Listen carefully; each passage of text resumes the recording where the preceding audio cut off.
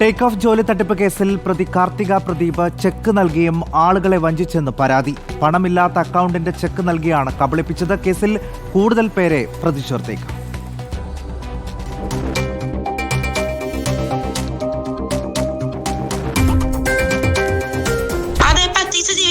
എനിക്ക് പറ്റിച്ച് ജീവിക്കാൻ അറിയുള്ളൂ. അത് എന്റെ മിടുക്ക്. പറ്റിക്കാനായിട്ട് നീക്ക് നിന്നിരുന്നത് എന്തിനാണ്? മേലാൽ ഇങ്ങനത്തെ വർത്താനം കൊണ്ട് എന്റെ മെസ്സേജ് എങ്ങാനും അടിക്കാമെങ്കിലുണ്ടല്ലോ. വിദേശ ജോലി വാഗ്ദാനം ചെയ്തുകൊണ്ടുള്ള ടേക്ക് ഓഫ് തട്ടിപ്പുമായി ബന്ധപ്പെട്ട് കൂടുതൽ പരാതികൾ ഉയരുകയാണ്. തിരുവനന്തപുരം സ്വദേശി ഉൾപ്പെടെ 4 പേർക്കായി 10 ലക്ഷത്തിലധികം രൂപയുടെ ചെക്കുകളാണ് നൽകിയത്. എന്നാൽ അക്കൗണ്ടിൽ പണമില്ലാത്തതിനാൽ ചെക്ക് മടങ്ങി. ജോലി തട്ടിപ്പ് ചോദ്യം ചെയ്തപ്പോഴാണ് ചെക്ക് നൽകി കബളിപ്പിക്കാൻ ശ്രമിച്ചത്.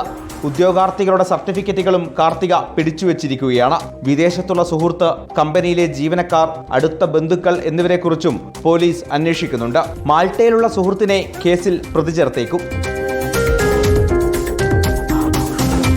വിദേശത്തേക്ക് ആളുകളെ കൊണ്ടുപോകാനുള്ള ലൈസൻസ് സ്ഥാപനത്തിനില്ല എന്ന് കണ്ടെത്തിയിരുന്നു.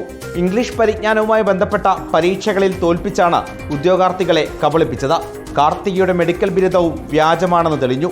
കൊച്ചിയിലെ ഒരു സ്വകാര്യ ആശുപത്രിയിലെ ഡോക്ടറാണെന്ന് പരിചയപ്പെടുത്തിയായിരുന്നു തട്ടിപ്പ്. എന്നാൽ കാർത്തിക ജോലി ചെയ്തിട്ടില്ല എന്ന് ആശുപത്രി അധികൃതർ വ്യക്തമാക്കി. 2017 യുക്രൈനിലേക്ക് മെഡിക്കൽ വിദ്യാഭ്യാസത്തിന് പോയ കാർത്തിക 2019 തിരിച്ചെത്തിയതായാണ് വിവരം.